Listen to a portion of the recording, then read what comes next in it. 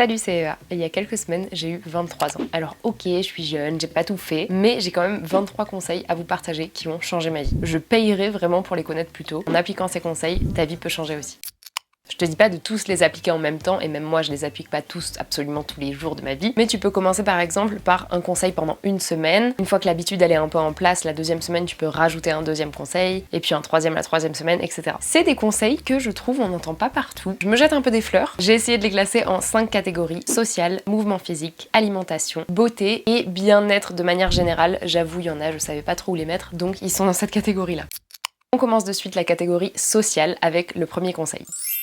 Demander, c'est laquelle t'as préférée. J'adore cette question parce que en plus de t'aider à engager une conversation et à entraîner ta confiance sociale, ça te permet quand même d'avoir des informations très utiles. Je l'utilisais énormément cet été quand j'achetais des glaces. Je sais, c'est hyper random, mais je demandais au glacier, peu importe où j'allais, c'est laquelle ta glace préférée, genre quel est ton parfum préféré. Parce qu'en fait, ils savent, ils les ont toutes goûtées, ils savent quelles sont les spécialités de la maison, ils savent les préférés des clients, lesquels se vendent le plus rapidement. Et des fois, c'est même un parfum qui te tente moyen. Je me souviens d'une fois où il m'avait répondu noisette. Je m'étais dit, je sais pas vous, mais noisette, c'est vraiment pas mon parfum de glace préféré. J'aime bien ça dans la pâte à tartiner, quoi, mais je le prendrais pas en parfum de glace. Et donc cette fois-ci, j'avais pas suivi sa recommandation. Mais mon amie qui était avec moi l'avait suivi. Et elle m'avait fait goûter, et c'était incroyable. Si bien que la fois d'après, quand j'y suis retournée à ce même glacier, j'ai pris noisette.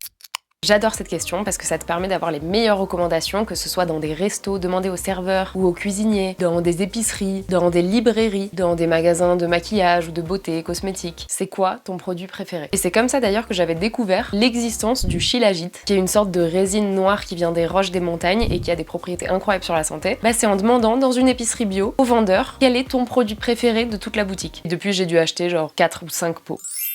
Deuxième conseil, choisis avec soin et intention les personnes à qui tu parles de tes projets. On se rend pas compte à quel point les quelques phrases qu'un proche va dire après qu'on lui ait parlé de notre projet vont être cruciales pour ce même projet. Parce qu'il peut émettre des doutes, souvent bien intentionnés, parce que de ton côté tu vois le projet avec des yeux d'amour, t'as l'impression que c'est la meilleure chose du monde, tu vois toutes les possibilités, toutes les opportunités qu'il va pouvoir t'apporter, mais d'un œil extérieur, le proche à qui t'en parle, il va voir tous les défauts, tous les petits trucs qui pourraient pas marcher, tous les risques, toutes les failles, et surtout il va émettre des doutes parce qu'il parle avec la peur. Le truc, c'est que toi, t'as pas besoin de ces doutes. Parce qu'en général, si on s'est toujours pas lancé dans notre projet, c'est qu'on manque un petit peu de confiance en nous, on a besoin de ce petit boost, et surtout pas de quelqu'un qui nous dit non mais là ça va pas marcher, et si t'as pensé s'il se passait ça, non. Au contraire, ce proche, il va être super enthousiaste, mais ça peut aussi te mettre la pression, parce qu'en voyant l'excitation dans ses yeux, tu vas te dire mince, mon truc, il faut qu'il soit vraiment bien en fait. Peut-être qu'il a des attentes trop hautes par rapport à ce que je peux faire. Et autre raison que j'avais lue, je sais plus où, mais que je trouve très pertinente, le fait de parler d'un projet, ça donne une forme de satisfaction. Comme si le projet était déjà réalisé ou commencé et qu'on était fiers de nous. Le truc, c'est qu'on veut pas encore ce sentiment, étant donné qu'on n'a pas commencé ce projet. On veut garder cette envie de le faire, et pas cette satisfaction de j'en ai parlé, c'est comme si c'était déjà fait. Donc je te dis pas d'en parler à personne, hein. Ça peut être hyper utile d'avoir des critiques positives, négatives, remettre des choses en question, réfléchir à plusieurs, ça peut faire émerger de nouvelles idées, mais choisir ces personnes avec précaution. Troisième conseil, passer des coups de téléphone ou envoyer des audios si t'es pas le genre de personne qui aime passer du temps au téléphone. C'est vrai qu'on entend souvent dire « donne plus de nouvelles et tu verras qui sont les vrais, tu verras qui en demande et qui reste en contact avec toi ». Et je crois que je suis pas trop d'accord avec ça. Alors hormis les cas extrêmes où vraiment la relation entière est basée sur une personne qui fait tout le temps les premiers pas, qui organise tout, etc. De manière générale, juste si les deux arrêtent de s'envoyer des messages, plus personne se parle. Dans la grande majorité des cas, je pense qu'on est juste tous occupés avec notre vie, avec nos habitudes, nos routines. On est pris dans notre quotidien et c'est pas parce qu'on pense pas à une personne ou qu'on n'a pas envie de lui parler qu'on lui envoie pas de message. Je suis la première à penser très souvent à des personnes mais pas avoir le réflexe de les appeler. Donc de temps en temps ce que je fais, c'est que je prends mon tel et je me dis ok, j'envoie un message à 5 personnes. Peu importe ces personnes, mais en général j'essaye de choisir des personnes avec qui j'ai pas parlé depuis longtemps, que j'ai pas vu depuis le lycée ou des amis de colo. J'en trouve 5 et je leur envoie un message. Je scrolle à travers mes contacts et mes amis Facebook même parce qu'il y a des gens dont j'ai même pas le numéro, mais je trouve ça super cool et ça amène toujours à des conversations en mode « Oh, ça fait longtemps, ça me fait plaisir d'avoir de tes nouvelles ». Je trouve ça super, cette technique. Envoyons le premier message. Quatrième conseil de la catégorie sociale, sortir de chez soi et dire plus souvent oui. Pour rencontrer des nouvelles personnes, tester des nouveaux endroits, découvrir des nouvelles activités. Et moi qui suis assez casanière quand même et un peu introvertie, d'ailleurs j'ai lu la définition d'introverti sur internet et c'est qui est tourné vers son moi, son monde intérieur, une personne renfermée, timide, qui parle peu en présence de personnes qu'elle ne connaît pas. Alors perso, je préfère la définition que j'avais vue sur TikTok. Oui, ma référence c'est TikTok et pas un dictionnaire. Mais c'était une vidéo dans laquelle une personne disait qu'en fait être introverti, c'est quand tu te recharges seul, et être extraverti c'est quand tu te recharger, donc recharger ses batteries, faire le plein d'énergie, se recentrer, se sentir mieux avec d'autres personnes. Et moi je pense vraiment être quelqu'un qui se recharge seul. Alors passer du temps avec mes proches c'est primordial à mon bien-être, mais j'aime beaucoup être seule et je sens vraiment que c'est quelque chose qui me fait du bien. Et je vous jure que j'ai des amies qui se rechargent au contact des autres. Elles ont pas de batterie sociale à cause de laquelle au bout d'un moment elles ont envie de rentrer chez elles et de se recharger. Elles peuvent rester entre amies genre tout le temps, toute la journée, de tous les jours de la semaine, et c'est ça qui les recharge. Je trouve ça ouf. Mais même en tant que casanière et entre guillemets introvertie, j'essaye vraiment de suivre ce conseil. Sortir, rencontrer des nouvelles personnes, dire oui. Parce qu'on sait jamais en fait. Accepter d'aller à une soirée, ça se trouve tu vas rencontrer genre ton futur meilleur ami ou une personne qui sera hyper importante pour le reste de ta vie. À tenter une journée snowboard au lieu de faire du ski comme chaque année, tu vas te rendre compte que c'est un sport que t'aimes encore plus, que tu te sens bien dedans, que t'es hyper fort naturellement et tu vas le continuer à pratiquer tous les ans pendant des années. Tu t'en serais jamais rendu compte si t'avais pas testé. Et il y a tellement d'opportunités partout, tout le temps autour de nous. Essayons de dire plus oui à ces opportunités. On passe à la deuxième catégorie, beauté. Cinquième conseil, utiliser une brosse lymphatique. Ça s'appelle aussi brossage à sec et ça permet de stimuler la circulation sanguine, booster notre système lymphatique, ce qui va aider notre organisme à éliminer les toxines et à exfolier la peau. J'ai testé des dizaines de crèmes parce que j'ai vraiment la peau extrêmement sèche et aucune, même certaines hors de prix, m'ont rendu la peau aussi douce que depuis que je me brosse. Donc c'est à faire avant la douche et on va toujours aller vers le cœur, donc des pieds en haut des jambes, des mains jusqu'aux épaules. Il y a certains mouvements spécifiques qu'on peut retrouver dans des illustrations sur Pinterest en tapant dry brushing. Sixième conseil, je me dépêche parce qu'il y en a 23 quand même, acheter des basiques. C'est un conseil que je respecte qu'à moitié, mais c'est vraiment un de mes goals de l'année, de me faire un dressing un peu plus capsule, avec des bons basiques, un pantalon assez confort mais en même temps qui fait assez classe, genre pantalon de blazer, des débardeurs et des jolis t-shirts couleur neutre. Le problème c'est que j'achète très peu et quasiment que de seconde main, et qu'il y a des pièces qui me font envie mais qui sont sur des sites ni éthiquement ni environnementalement justes. Donc si vous avez des recommandations de marques de bonne qualité, de basiques plus respectueuses, je suis partante. J'ai vraiment le meilleur exemple et contre-exemple à vous donner. Ces petites boucles d'oreilles en argent là, avec une petite pierre d'onyx verte, je les adore. Elles vont avec tout, elles sont d'hyper bonne qualité, je les porte H24. Et le contre-exemple, c'est ces talons pointus jaunes, que je trouve très beaux, vraiment je les trouve incroyables, mais je les ai portés une fois, ils m'ont fait hyper mal aux pieds, et je trouve ça cool d'avoir des pièces vraiment maîtres comme ça, qui en jettent et qui sont assez originaux par leur couleur, par leur texture, par leur forme, mais je pense que commencer par des bons basiques d'excellente qualité, c'est mieux. C'est la personne raisonnable en moi qui vous le dit. Et j'ai remarqué qu'en seconde main, il y a des marques qui sont très cotées, qui sont très à la mode et qui donc sont vraiment chères, même d'occasion. Alors qu'en tapant des mots-clés genre Made in France, Made in Italy, qui sont en général des gages de qualité, t'arrives à trouver des dupes, vraiment des marques qui font des trucs magnifiques et qui sont pas du tout connues et donc pas du tout cotées et donc très peu chères. Et je trouve qu'en cherchant ça de manière générale, j'ai des meilleurs résultats qu'en achetant juste les marques à la mode. Donc à tester. Septième conseil, le vernis beige. J'adore sur d'autres mains voir des ongles hyper longs, hyper excentriques, avec des couleurs, des textures, des strass, des paillettes. Mais sur moi, il y a une seule couleur que j'aime, c'est le beige. Je trouve que ça fait clean, ça fait élégant, ça fait discret. Aussi, je pense parce que mes mains, c'est pas le truc que je préfère chez moi, donc j'ai pas envie de mettre l'accent dessus. Mais le vernis beige, j'adore. Ou en soi, pas de vernis aussi, parce que le vernis, c'est quand même des produits chimiques qui passent à travers l'ongle dans le sang, donc c'est pas ouf. Donc si vous avez des beaux ongles naturellement et que vous aimez pas spécialement le vernis, c'est encore mieux. Mais j'avoue que moi, pour l'instant, je reste sur le vernis beige. On passe à une autre catégorie, mouvement physique, avec le 8e conseil.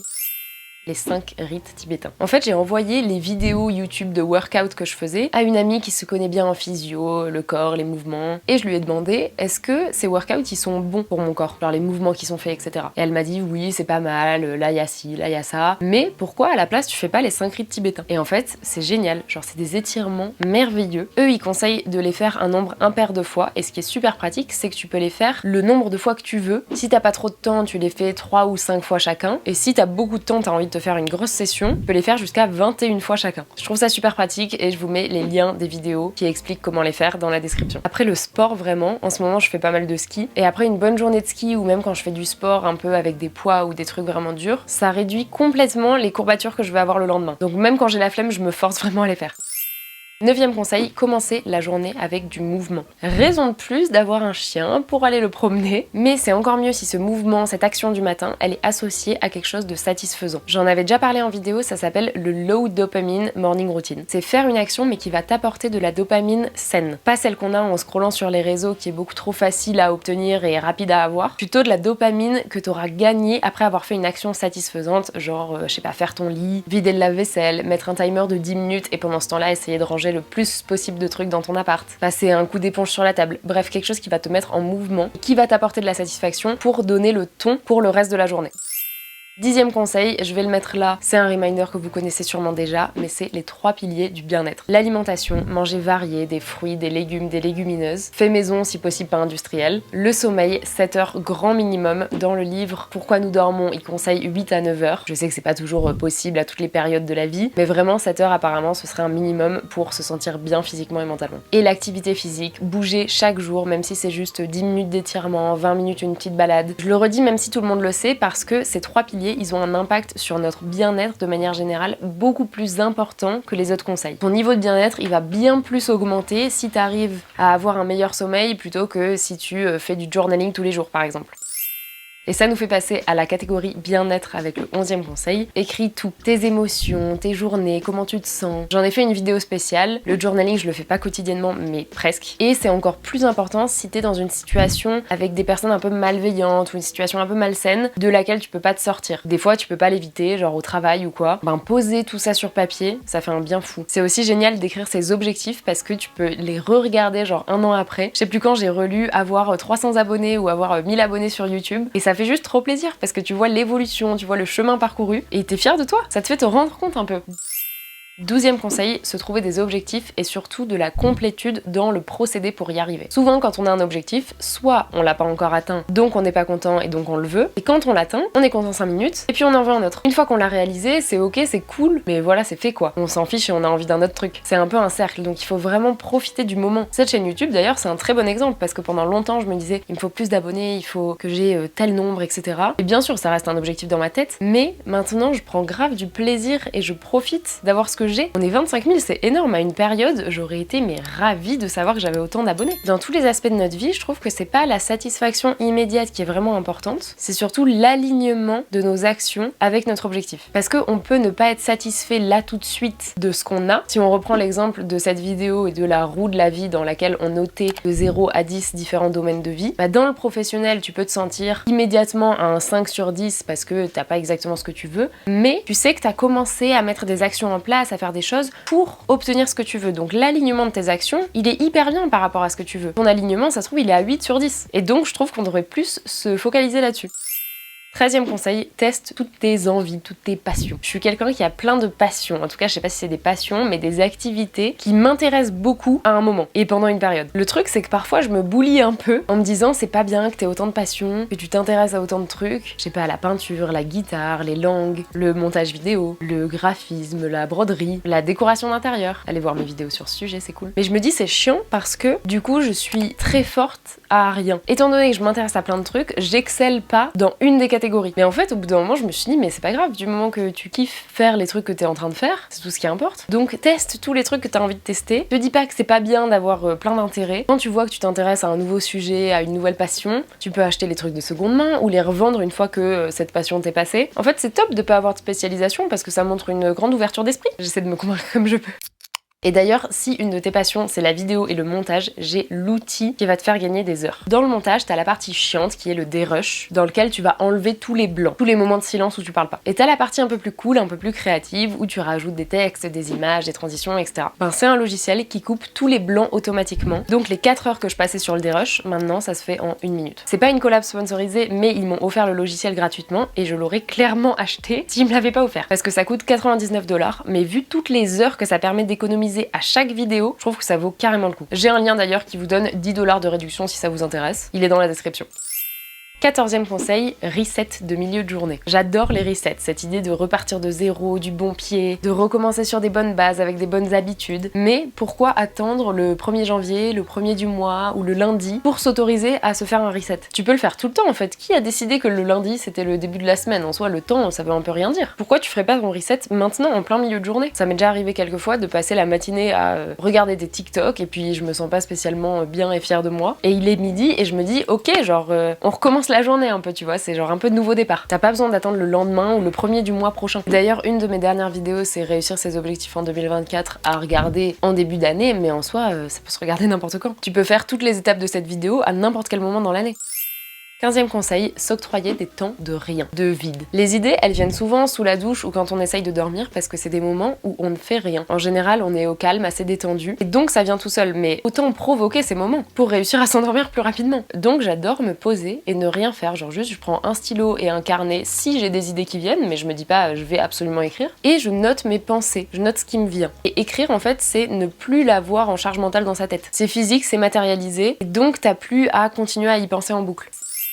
16e conseil, va revoir tes posts enregistrés sur les réseaux. Sur Instagram, TikTok, Pinterest, on enregistre très souvent des posts, mais on les re-regarde jamais. Alors fais-toi un répertoire d'astuces. Un document sur ton ordi où tu vas noter les recettes, les recommandations voyage, les recommandations déco, les étirements. Je sais que moi souvent j'enregistre des vidéos de kiné ou de professeurs de yoga qui montrent des étirements à faire pour avoir moins mal au dos, pour avoir ceci, cela. Mais après ils se perdent et je les refais jamais. Donc prends des captures d'écran, mets-toi des petites photos et organise ton document. En fait, les réseaux c'est génial, mais il y a trop de tout et donc on peut pas se souvenir de tout et les utiliser vraiment à leur plein potentiel. Donc il est temps que ces vidéos enregistrées te servent.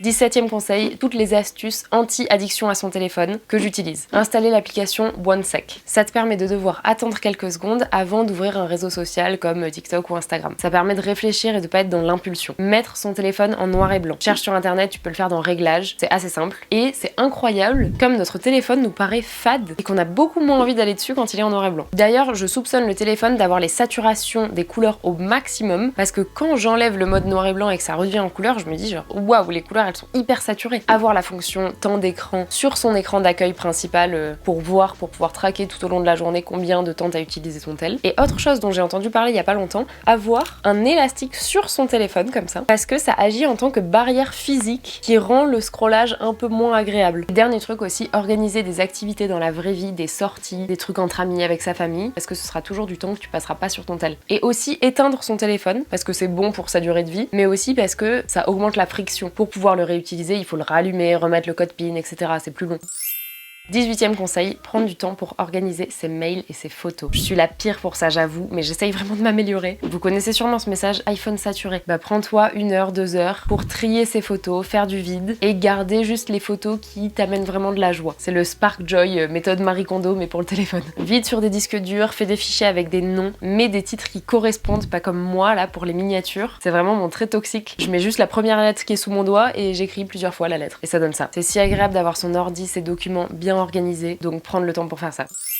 19e conseil, traquer ses objectifs tout au long de l'année. On surestime souvent tout ce qu'on peut faire en une journée et on sous-estime tout ce qu'on peut faire en une semaine ou en un mois. Et encore plus en un an du coup. Sur Instagram, du coup, ça fait un peu plus d'1 an que je fais des listes du mois dans lesquelles je me donne 10 petits objectifs, trucs à tester pendant le mois. Et maintenant, j'ai un Notion, il y a le lien du modèle si vous voulez remplir le même dans la description de cette vidéo, sur lequel je peux voir mes objectifs du mois et mes objectifs de l'année. Ce qui fait que chaque mois, en fait, je vais revoir les objectifs de l'année parce qu'on a vite fait de les oublier et à la fin de l'année se dire mince, ils en sont où mes objectifs? Donc avoir tout sur la même page, t'es obligé de les voir à chaque fois. Moi j'aime beaucoup me mettre des objectifs, ça me permet d'évoluer dans le sens que je veux et de faire ce que je souhaite. Mais si toi c'est un truc qui te met la pression, les objectifs, t'es pas du tout obligé de t'en mettre un. On passe à une autre catégorie, l'alimentation. Avec le 20e conseil, chaque semaine, achète un fruit ou un légume que tu connais pas ou que tu sais pas cuisiner. Il y a quelques années, j'avais fait un Too Good To Go chez un primeur et donc j'avais reçu une énorme cagette avec plein de fruits et légumes, dont des trucs que je cuisinais jamais, genre un chou-fleur, je crois que c'était une des premières fois de ma vie que je mangeais du chou-fleur, un kaki, j'en avais jamais mangé non plus, des fèves haricots plats que je cuisinais très rarement aussi. Et en fait, c'était génial, j'ai pu faire de recettes trop bonnes. Je me souviens que les choux-fleurs, j'avais fait des sortes de nuggets, enfin la recette appelait ça nuggets. Tu les séparais avec une petite sauce par-dessus et dans le four, c'était délicieux. délicieux. Et ça avait pas du tout goût de chou-fleur d'ailleurs. Et donc encore aujourd'hui, de temps en temps quand je fais mes courses, j'essaye d'acheter un légume ou un truc que j'ai pas l'habitude de cuisiner. Parce qu'une fois que je l'ai acheté, je me dis ok, je suis obligée de le préparer maintenant, je vais pas le laisser pourrir. Donc au pire, tu loupes un peu la recette. Ça m'est déjà arrivé, mais en vrai assez rarement. Et surtout, tu découvres des trucs nouveaux trop bons. Genre les choux de Bruxelles. Maintenant, j'adore ça. Je me souviens que la recette c'était de mettre une sorte de parmesan sur une feuille de papier cuisson et après de rajouter les choux de Bruxelles coupés en deux par-dessus. Ce qui faisait que une fois qu'ils étaient mis au four, le dessous il devenait tout croustillant grâce au parmesan, c'était délicieux. Et j'aime trop tester des nouvelles choses reliées à la bouffe. Conseil 21, prendre le temps. Cuisiner, ça doit pas se faire dans le rush. Quand tu te le fais, tu te fais un peu un cadeau à toi-même. Tu passes du temps en cuisine pour manger des aliments plus sains, pas transformés, faits maison, des bonnes recettes aussi. Parce que je sais pas si tu prends des lasagnes déjà prêtes, industrielles, et des lasagnes faites maison, c'est juste deux plats différents, genre ça n'a rien à voir. Et je trouve que si t'aimes manger, c'est dommage de pas aimer cuisiner. Parce que t'apprends tellement de nouvelles recettes, des nouveaux aliments, des associations de goûts. Et je te jure que si au début t'aimes pas prendre le temps pour faire la cuisine, essaye de te convaincre. Genre convainc-toi que tu kiffes cuisiner. À chaque fois que tu cuisines, tu te dis oh j'adore cuisiner, c'est trop bien. Et en vrai, c'est un peu ce que j'ai fait. Et au bout d'un moment, je me suis surprise à penser oh mais j'aime trop cuisiner. Et je le pensais vraiment, c'était pas moi qui essayais de me convaincre. Je trouve vraiment que ce truc de fake it till you make it, ça marche. Et aussi prendre le temps de faire des jolies assiettes, même si tu te fais un repas tout simple, genre des pâtes, rajoute des petits copeaux de parmesan, du poivre. Dans une belle assiette, ça fait toute la diff. 22e conseil, les aliments et les compléments alimentaires pour booster ton énergie. J'ai eu un rhume il y a quelques jours et ça m'a vraiment bien aidé. Le miel de Manuka, c'est un miel très cher mais qui a des propriétés incroyables. Il a même des propriétés antibactériennes prouvées. Il est aussi utilisé en usage cosmétique parce qu'il a des flavonoïdes qui agissent contre le vieillissement cutané. Et il peut aussi être utilisé en soins sur des brûlures ou sur des plaies. Faire des inhalations aussi, faire chauffer de l'eau et quand elle est frémissante, tu rajoutes quelques huiles essentielles de lavande ou de marjolaine, il y a plein de recettes sur internet et tu mets ta tête par-dessus avec une serviette, ça marche trop bien. Des infusions avec citron, miel, curcuma, gingembre, poivre. La propolis aussi, c'est hyper utile. Et moi, je prends aussi du shilajit de temps en temps, je vous en ai parlé tout à l'heure. Il y a une forte concentration en minéraux et en oligo-éléments, le sélénium, le fer, le zinc et plein d'autres vitamines. Et 23e conseil, peut-être le plus important de tous, écouter son corps. Il y a tellement de conseils en ligne, dont cette vidéo, sur comment manger, quoi manger, les régimes sans gluten, vegan et tout, ce qui est trop cool. Mais pour moi, la règle qui doit passer avant toute, c'est de s'écouter. Je me souviens qu'on m'avait demandé sur Instagram à la suite d'une story où j'avais montré mon assiette et ce que je mangeais, est-ce que tu manges que ça ou est-ce que tu te resserres plusieurs fois? Et je savais même pas quoi répondre parce que déjà je me souvenais plus, genre c'était la veille, en général je poste mes stories le lendemain. Et en plus de ça, ça dépend vraiment complètement. Si j'ai faim et que j'ai envie d'en manger plus, je me resserre. Et si j'ai pas envie, je me resserre pas. En fait, mes stories où je montre ce que je mange, c'est pas pour dire regardez, je mange ça en cette quantité. C'est juste pour donner des idées repas, des idées recettes. Donc s'écouter soi, je pense que ça reste le plus important. Et je fais sûrement partie des vidéos qui donnent des conseils, développement personnel, machin. Mais que ce soit pour l'alimentation ou pour d'autres choses, faites ce que vous sentez être juste pour vous et pour votre corps. J'espère que ces conseils vous auront plu et vous seront utiles. On se retrouve la semaine prochaine dans une nouvelle vidéo. Et d'ici là, vous pouvez me retrouver sur mes autres réseaux, Instagram, TikTok. Ciao!